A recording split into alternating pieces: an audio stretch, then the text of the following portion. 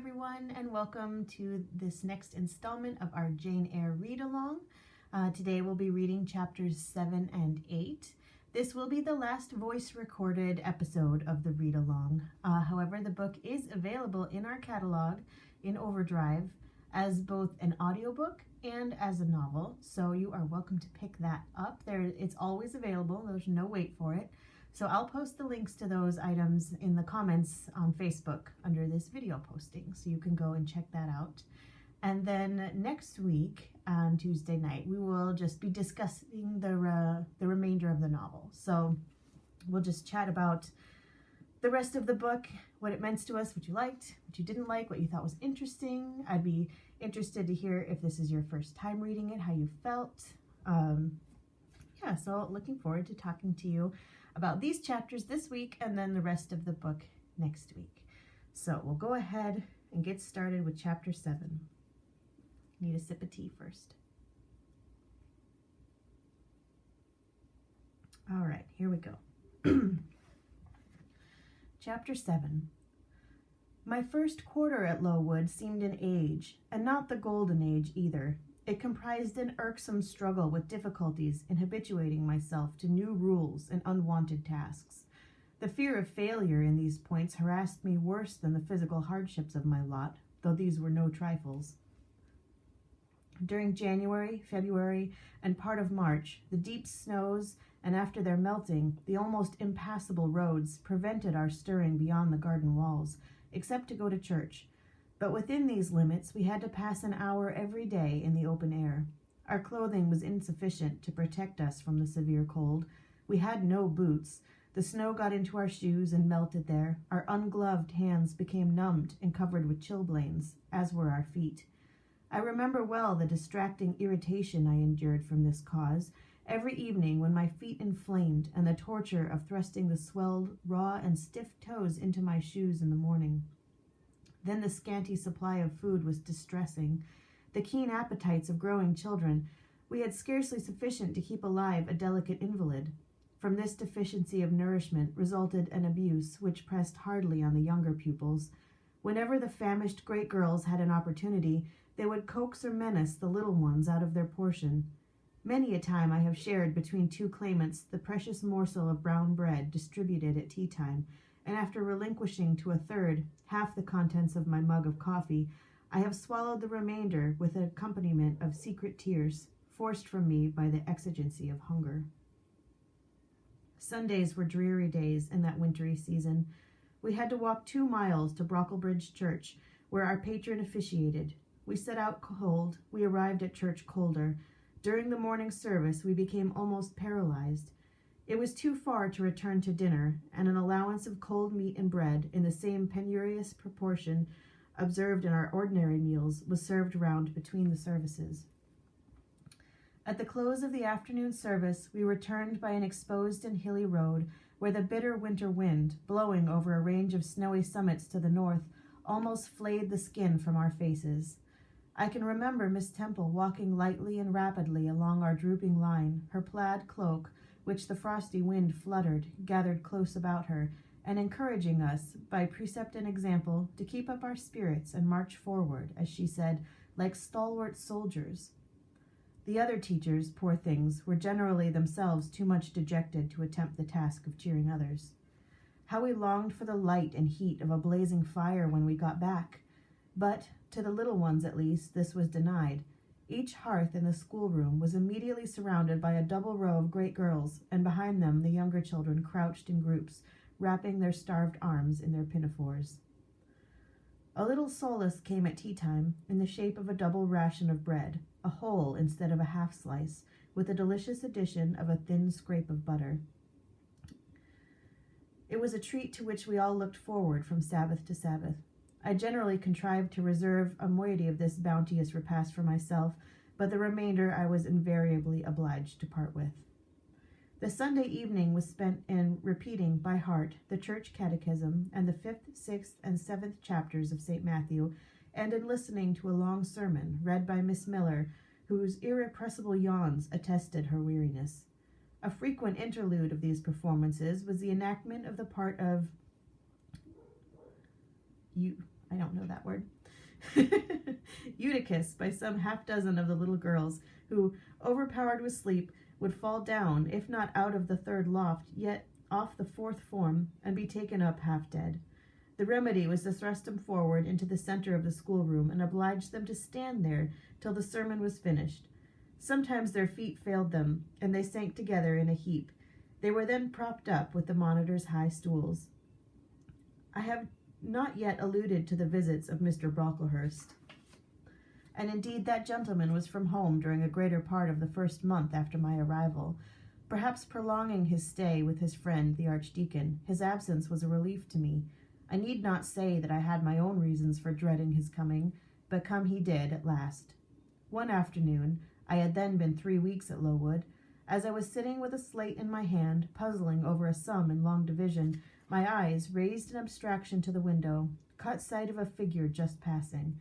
I recognized almost instinctively that gaunt outline, and when 2 minutes after, all the school, teachers included, rose en masse, it was not necessary for me to look up in order to ascertain whose entrance they had thus greeted. A long stride measured the schoolroom, and presently beside Miss Temple, who herself had risen, stood the same black column which had frowned on me so ominously from the hearth-rug of Gateshead. I now glanced sideways at this piece of architecture. Yes, I was right. It was Mr. Brocklehurst, buttoned up in a surtout, and looking longer, narrower, and more rigid than ever. I had my own reasons for being dismayed at this apparition. Too well I remembered the perfidious hints given by Mrs. Reed about my disposition, etc., the promise pledged by Mr. Brocklehurst to apprise Miss Temple and the teachers of my vicious nature. All along I had been dreading the fulfillment of this promise. I had been looking out daily for the coming man, whose information respecting my past life and conversation was to brand me as a bad child forever. Now there he was. He stood at Miss Temple's side. He was speaking low in her ear. I did not doubt he was making disclosures of my villainy, and I watched her eye with painful anxiety, expecting every moment to see its dark orb turn on me a glance of repugnance and contempt. I listened, too, and as I happened to be seated quite at the top of the room, I caught most of what he said. Its import relieved me from immediate apprehension. "I suppose, Miss Temple, the thread I bought at Lowton will do. It struck me that it would be just of the quality for the calico chemises, and I sorted the needles to match. You may tell Miss Smith that I forgot to make a memorandum of the darning needles, but she shall have some papers sent in a week, and she is not, on any account, to give out more than one at a time to each pupil. If they have more, they are apt to be careless and lose them. And oh, ma'am, I wish the woolen stockings were better looked to. When I was here last, I went into the kitchen garden and examined the clothes drying on the line. There was a quantity of black hose in a very bad state of repair. From the size of the holes in them, I was sure they had not been well mended from time to time." He paused. "Your directions shall be attended to, sir," said Miss Temple. "And, ma'am," he continued, "the laundress tells me some of the girls have 2 clean tuckers in a week. It is too much. The rules limit them to 1. "I think I can explain that circumstance, sir. Agnes and Catherine Johnstone were invited to take tea with some friends at Lowton last Thursday, and I gave them leave to put on clean tuckers for the occasion." Mr. Brocklehurst nodded. "Well, for once it may pass, but please do not let the circumstance occur too often. And there is another thing which surprised me. I find, in settling accounts with the housekeeper, that a lunch consisting of bread and cheese has twice been served out to the girls during the past fortnight. How is this? I looked over the regulations, and I find no such meal as lunch mentioned. Who introduced this innovation, and by what authority?" "I must be responsible for this circumstance, sir," replied Miss Temple. "The breakfast was so ill prepared that the pupils could not possibly eat it, and I dared not allow them to remain fasting till dinner time." "Madam, allow me an instant. You are aware that my plan in bringing up these girls is not to accustom them to habits of luxury and indulgence, but to render them hardy, patient, self-denying. Should any little accidental disappointment of the appetite occur, such as the spoiling of a meal, the under or the overdressing of a dish, the incident ought not to be neutralized by replacing with something more delicate the comfort lost, thus pampering the body and obviating the aim of the institution. It ought to be improved to the spiritual edification of the pupils by encouraging them to evince fortitude under the temporary privation." A brief address on those occasions would not be mistimed, wherein a judicious instructor would take the opportunity of referring to the sufferings of the primitive Christians, to the torments of the martyrs, to the exhortations of our blessed Lord himself, calling upon his disciples to take up their cross and follow him, to his warnings that men shall not live by bread alone, but by every word that proceedeth out of the mouth of God, to his divine consolations, if ye suffer hunger or thirst for my sake, happy are ye. O madam, when you put bread and cheese instead of burnt porridge into these children's mouths, you may indeed feed their vile bodies, but you little think how you starve their immortal souls. Mr. Brocklehurst again paused, perhaps overcome by his feelings. Miss Temple had looked down when he first began to speak to her, but she now gazed straight before her, and her face, naturally pale as marble, appeared to be assuming also the coldness and fixity of that material. Especially her mouth closed as if it would have required a sculptor's chisel to open it, and her brow settled gradually into petrified severity. Meantime, Mr. Brocklehurst, standing on the hearth with his hands behind his back, majestically surveyed the whole school. Suddenly his eye gave a blink, as if it had met something that either dazzled or shocked its pupil. Turning, he said in a more rapid accents than he had hitherto used, Miss Temple, what is that girl with curled hair? Red hair, ma'am, curled all over. And extending his cane, he pointed to the awful object, his hand shaking as he did so. It is Julia Severn, replied Miss Temple very quietly. Julia Severn, ma'am, and why has she, or any other, curled hair? Why, in defiance of every precept and principle of this house, does she conform to the world so openly, here in an evangelical, charitable establishment, to wear her hair one mass of curls? Julia's hair curls naturally, returned Miss Temple, still more quietly. Naturally, yes, but we are not to conform to nature. I wish these girls to be the children of grace. And why that abundance? I have again and again intimated that I desire the hair to be arranged closely, modestly, plainly. Miss Temple, that girl's hair must be cut off entirely. I will send a barber tomorrow, and I see the others who have far too much of their excretions. That tall girl, tell her to turn around.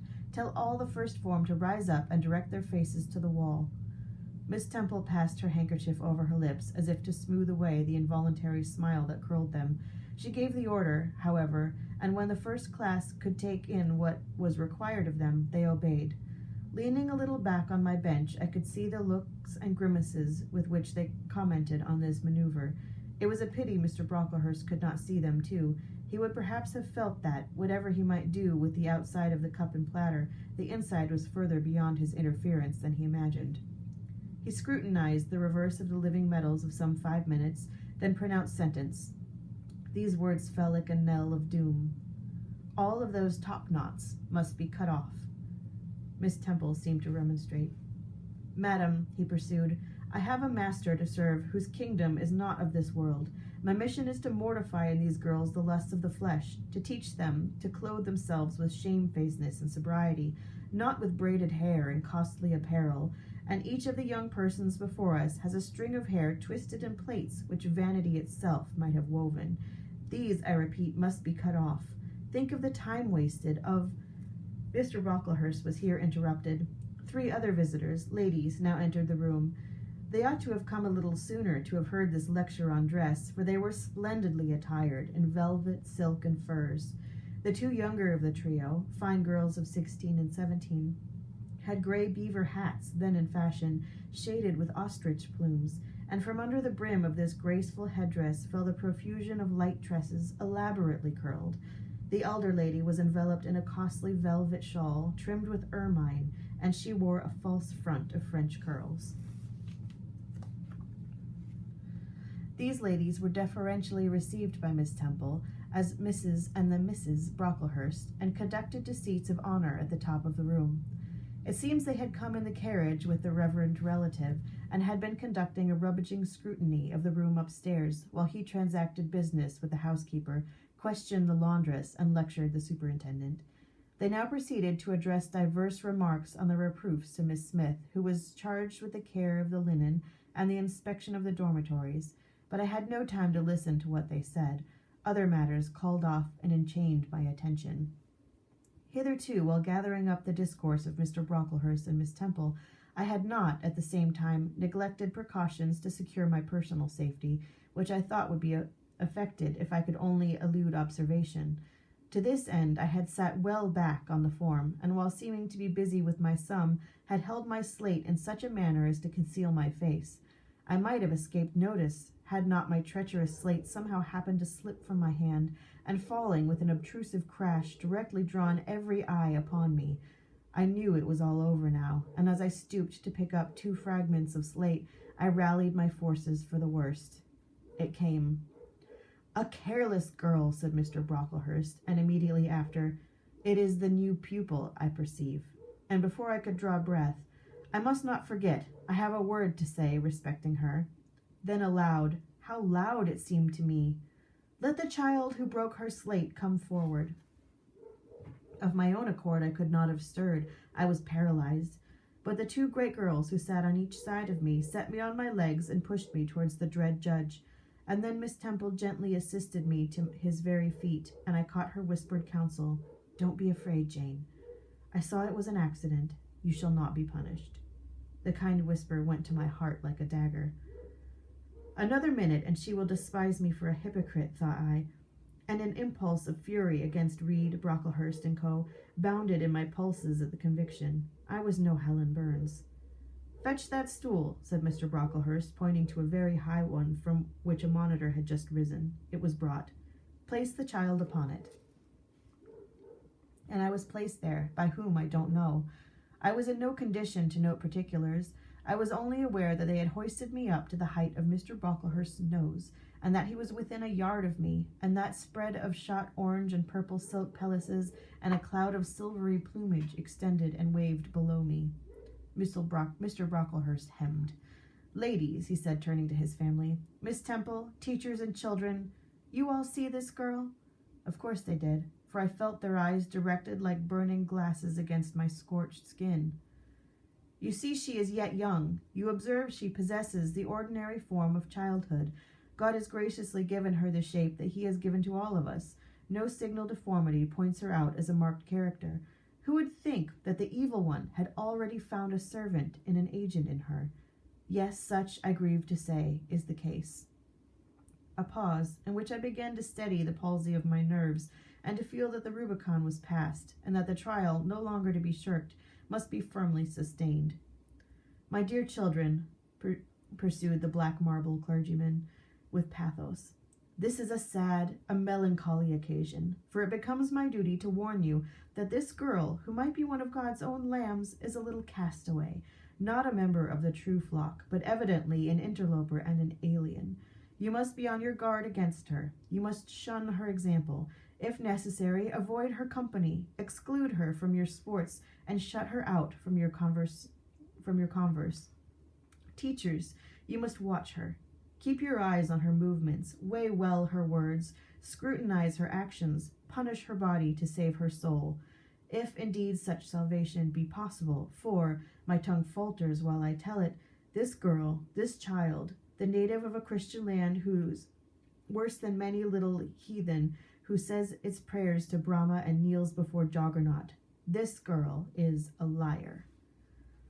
Now came a pause of 10 minutes, during which I, by this time in perfect possession of my wits, observed all the female Brocklehursts produce their pocket handkerchiefs and apply them to their optics, while the elderly lady swayed herself to and fro, and the 2 younger ones whispered, "How shocking!"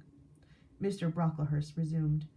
"This I learned from her benefactress, from the pious and charitable lady who adopted her in her orphan state, reared her as her own daughter, and whose kindness, whose generosity, the unhappy girl repaid by an ingratitude so bad, so dreadful, that at last her excellent patroness was obliged to separate her from her own young ones, fearful lest her vicious example should contaminate their purity. She has sent her here to be healed, even as the Jews of old sent their disease to the troubled pool of Bethesda. And teachers, superintendent, I beg of you not to allow the waters to stagnate round her." With this sublime conclusion, Mr. Brocklehurst adjusted the top button of his surcoat, muttered something to his family, who rose, bowed to Miss Temple, and then all the great people sailed in state from the room. Turning at the door, my judge said, Let her stand half an hour longer on that stool, and let no one speak to her during the remainder of the day. There I was then, mounted aloft, I who had said I could not bear the shame of standing on my natural feet in the middle of the room, was now exposed to general view on a pedestal of infamy. What my sensations were, no language can describe, but just as they all rose, stifling my breath and constricting my throat, a girl came up and passed me. In passing, she lifted her eyes. What a strange light inspired them! What an extraordinary sensation that ray sent through me! How the new feeling bore me up! It was as if a martyr, a hero, had passed, a slave or victim, and imparted strength in the transit. I mastered the rising hysteria, lifted up my head, and took a firm stand on the stool. Helen Burns asked some slight questions about her work of Miss Smith, was chidden for the triviality of the inquiry, returned to her place, and smiled at me as she again went by. What a smile! I remember it now, and I know that it was the effluence of fine intellect, of true courage. It lit up her marked lineaments, her thin face, her sunken gray eye, like a reflection from an aspect of an angel. Yet at that moment Helen Burns bore on her arm the untidy badge. Scarcely an hour ago I had heard her condemned by Miss Scatcherd to a dinner of bread and water on the morrow, because she had blotted an exercise in copying it out. Such is the imperfect nature of man. Such spots are there on the disk of the cleanest planet, and eyes like Miss Scatcherd's can only see those minute defects and are blind to the full brightness of the orb.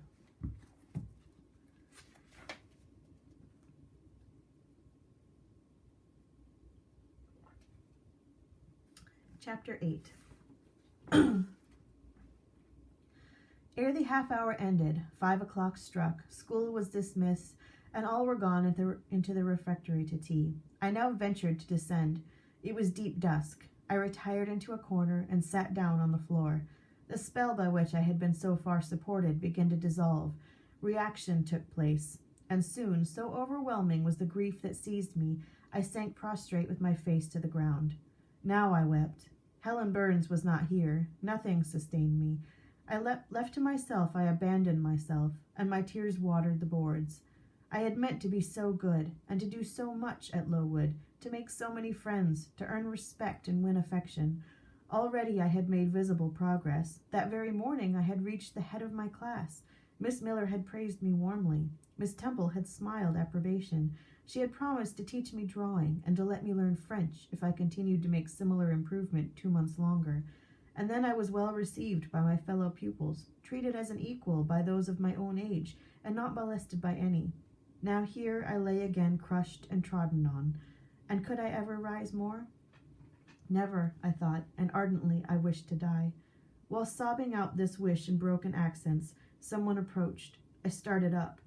Again, Helen Burns was near me. The fading fires just showed her coming up the long vacant room. She brought my coffee and bread.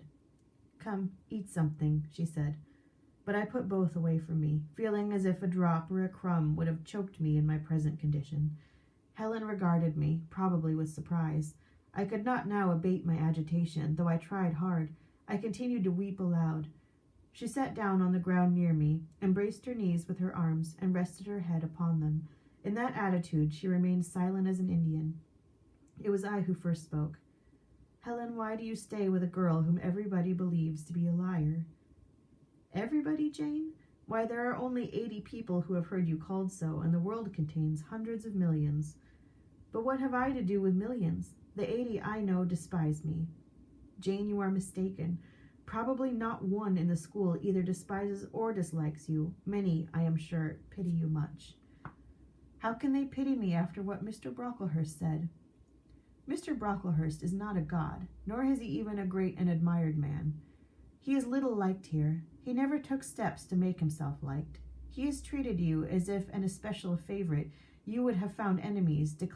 If he had treated you like an especial favorite, you would have found enemies, declared a covert all around you. As it is, the greater number would offer you sympathy if they dared. Teachers and pupils may look coldly on you for a day or two, but friendly feelings are concealed in their hearts. And if you persevere in doing well, these feelings will ere long appear so much the more evidently for their temporary suppression. Besides, Jane," she paused. "Well, Helen," said I, putting my hand into hers, She chafed my fingers gently to warm them and went on. If all the world hated you and believed you wicked, while your own conscience approved you and absolved you from guilt, you would not be without friends. No, I know I should think well of myself, but that is not enough. If others don't love me, I would rather die than live. I cannot bear to be solitary and hated, Helen. Look here, to gain some real affection from you or Miss Temple or any other whom I truly love, I would willingly submit to have the bone of my arm broken, or to let a bull toss me, or stand behind a kicking horse and let it dash its hoof at my chest. Hush, Jane, you think too much of the love of human beings. You are too impulsive, too vehement. The sovereign hand that created your frame and put life into it has provided you with other resources than your feeble self, or than creatures feeble as you. Besides this earth, and besides the race of men, there is an invisible world, and a kingdom of spirits.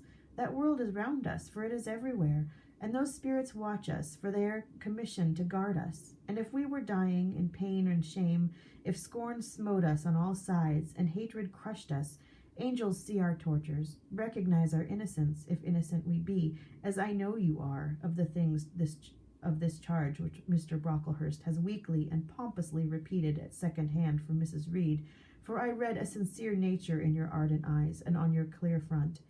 And God waits only the separation of spirit from flesh to crown us with a full reward.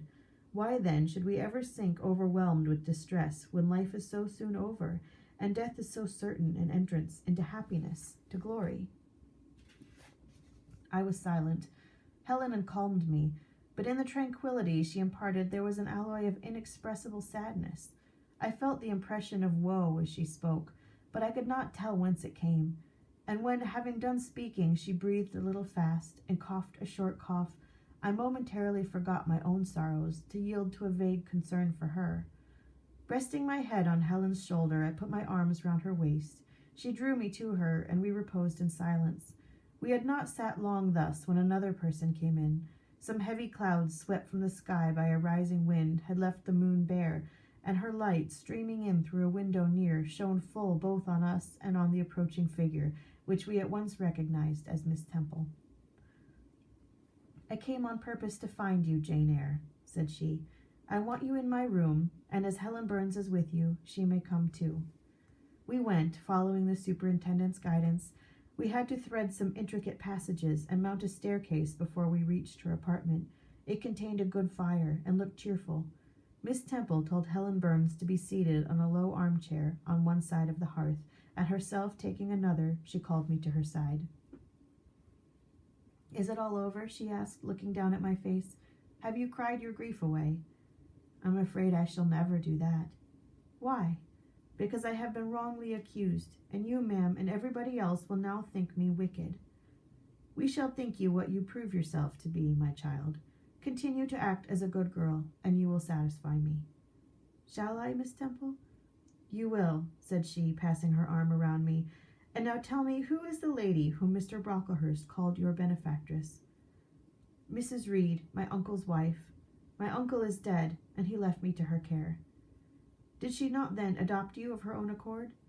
No, ma'am. She was sorry to have to do it, but my uncle, as I have often heard the servants say, got her to promise, before he died, that she would always keep me. Well now, Jane, you know, or at least I will tell you, that when a criminal is accused, he is always allowed to speak in his own defense. You have been charged with falsehood. Defend yourself to me as well as you can. Say whatever your memory suggests as true, but add nothing and exaggerate nothing. I resolved in the depth of my heart that I would be most moderate, most correct, and having reflected a few minutes in order to arrange coherently what I had to say, I told her all the story of my sad childhood. Exhausted by emotion, my language was more subdued than it generally was when it developed that sad theme, and mindful of Helen's warnings against indulgence of resentment, I infused into the narrative far less of gall and wormwood than ordinary. Thus restrained and simplified, it sounded more credible. I felt as I went on that Miss Temple fully believed me. In the course of the tale I had mentioned Mr. Lloyd as having come to see me after the fit, for I never forgot the, to me, frightful episode of the Red Room, in detailing which my excitement was sure in some degree to break bounds, for nothing could soften in my recollection the spasm of agony which clutched my heart when Mrs. Reed spurned my wild supplication for pardon and locked me a second time in the dark and haunted chamber. I had finished. Miss Temple regarded me a few minutes in silence. Then she said, "I know something of Mr. Lloyd. I shall write to him. If his reply agrees with your statement, you shall be publicly cleared from every imputation. To me, Jane, you are clear now." She kissed me, and still keeping me at her side, where I was well contented to stand, for I derived a child's pleasure from the contemplation of her face, her dress, her one or two ornaments, her white forehead, her clustered and shining curls, and beaming dark eyes, she proceeded to address Helen Burns. "How are you tonight, Helen? Have you coughed much today?" "Not quite so much, I think, ma'am." "And the pain in your chest?" "It is a little better." Miss Temple got up, took her hand, and examined her pulse. Then she returned to her own seat. As she resumed it, I heard her sigh low. She was pensive a few minutes. Then, rousing herself, she said cheerfully, "But you two are my visitors tonight. I must treat you as such." She rang her bell. "Barbara," she said to the servant who answered it, "I have not yet had tea. Bring the tray, and place cups for these two young ladies." And a tray was soon brought. How pretty to my eyes did the china cups and bright teapot look, placed on the little round table near the fire. How fragrant was the steam of the beverage and the scent of the toast, of which, however, I, to my dismay, for I was beginning to be hungry, discerned only a very small portion. Miss Temple discerned it too. "Barbara," said she, "can you not bring a little more bread and butter? This is not enough for 3. Barbara went out. She returned soon. "Madam, Mrs. Harden says she has sent up the usual quantity." Mrs. Harden, be it observed, was the housekeeper, a woman after Mr. Brocklehurst's own heart, made up of equal parts whalebone and iron. "Oh, very well," returned Miss Temple. "We must make it do, Barbara, I suppose." And as the girl withdrew, she added, smiling, "Fortunately, I have it in my power to supply deficiencies for this once." Having invited Helen and me to approach the table, she placed before each of us a cup of tea with one delicious but thin morsel of toast. She got up, unlocked a drawer, and taking from it a parcel wrapped in paper, disclosed presently to our eyes a good-sized seed cake. "I meant to give each of you some of this to take with you," said she, "but as there is so little toast, you must have it now." And she proceeded to cut slices with a generous hand. We feasted that evening on nectar and ambrosia, and not the least delight of entertainment was the smile of gratification with which our hostess regarded us as we satisfied our famished appetites on the delicate fare she liberally supplied. Tea over and the tray removed, she again summoned us to the fire. We sat on each side of her, and now a conversation followed between her and Helen, which it was indeed a privilege to be admitted to hear. Miss Temple had always something of serenity in her air, of state in her mien, of refined propriety in her language, which precluded deviation into the ardent, the excited, the eager, something which chastened to the pleasure of those who looked on her and listened to her by controlling a sense of awe, and such was my feeling now. But as to Helen Burns, I was struck with wonder. The refreshing meal, the brilliant fire, the presence and kindness of her beloved instructress, or perhaps more than all these, something in her own unique mind had roused her powers within her. They woke, they kindled. First they glowed in the bright tint of her cheek, which till this hour I had never seen but pale and bloodless. Then they shone in the liquid luster of her eyes, which she had suddenly acquired a beauty more singular than that of Miss Temple's, a beauty neither of fine color, nor long eyelash, nor penciled brow, but of meaning, of movement, of radiance. Then her soul sat on her lips, and language flowed from what source I cannot tell. Has a girl of 14 a heart large enough, vigorous enough, to hold the swelling spring of pure, full, fervid eloquence? Such was the characteristic of Helen's discourse that, to me, memorable evening, her spirit seemed hastening to live with a very brief span as much as any living during a protracted existence. They conversed of things I had never heard of nations and times past, of countries far away, of secrets of nature discovered or guessed at. They spoke of books, how many they had read, what stores of knowledge they possessed. They seemed so familiar with French names and French authors, but my amazement reached its climax when Miss Temple asked Helen if she sometimes snatched a moment to recall the Latin her father had taught her, and taking a book from a shelf, bade her to read construe a page of Virgil, and Helen obeyed, my organ of veneration expanding at every sounding line. She had scarcely finished ere the bell announced bedtime. No delay could be admitted. Miss Temple embraced us both, saying as she drew us to her heart, "God bless you, my children." Helen she held a little longer than me. She let her go more reluctantly. It was Helen her eye followed to the door. It was for her she a second time breathed a sad sigh. For her she wiped a tear from her cheek. On reaching the bedroom, we heard the voice of Miss Scatcherd. She was examining drawers. She had just pulled out Helen Burns's, and when we entered, Helen was greeted with a sharp reprimand and told that tomorrow she should have half a dozen of untidily folded articles pinned to her shoulder. "My things were indeed in shameful disorder," murmured Helen to me in a low voice. "I intended to have arranged them, but I forgot." Next morning, Miss Scatcherd wrote in a conspicuous characters on a piece of pasteboard the word "slattern" and bound it like a phylactery round Helen's large, mild, intelligent, and benign-looking forehead. She wore it till evening, patient, unresentful, regarding it as a deserved punishment. The moment Miss Scatcherd withdrew after afternoon school, I ran to Helen, tore it off, and thrust it into the fire. The fury of which she was incapable, had been burning in my soul all day, and tears, hot and large, had continually been scalding my cheek, for the spectacle of her sad resignation gave me an intolerable pain at heart. About a week subsequently into the incidents above narrated, Miss Temple, who had written to Mr. Lloyd, received his answer.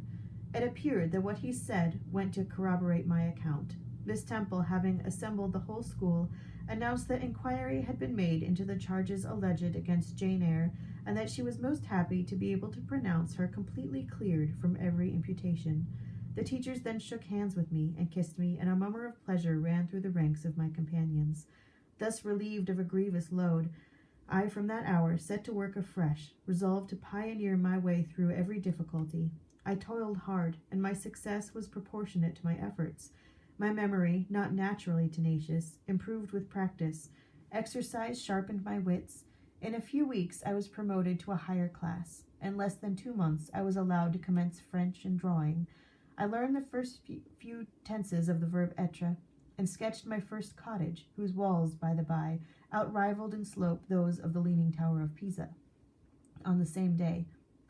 That night, on going to bed, I forgot to prepare in imagination the Burmicide supper of hot roast potatoes or white bread and new milk, which I was wont to amuse my inward cravings. I feasted instead on the spectacle of ideal drawings, which I saw in the dark, all the work of my own hands, freely penciled houses and trees, picturesque rocks and ruins, cube-like groups of cattle, sweet paintings of butterflies hovering over unblown roses, of birds pecking at ripe cherries, of wrens' nests enclosing pearl-like eggs, wreathed about with young ivy sprays. I examined, too, and thought the possibility of my ever being able to translate currently a certain little French storybook which Madame Pierrot had that day shown me. Nor was that problem solved to my satisfaction ere I fell swiftly asleep. Well has Solomon said, "Better is a dinner of herbs where love is, than a stalled ox and hatred therewith." I would not now have exchanged Lowood with all its privations for Gateshead and its daily luxuries. That is the end of our reading for now. And if you will join me in finishing reading the book, either on audio or in book form, ebook form, through our Overdrive or Libby apps through the library, then I will happily discuss the rest of the book with you next week. And for this week, we'll be just in the comments below talking about these 2 chapters. Thanks so much. Bye-bye.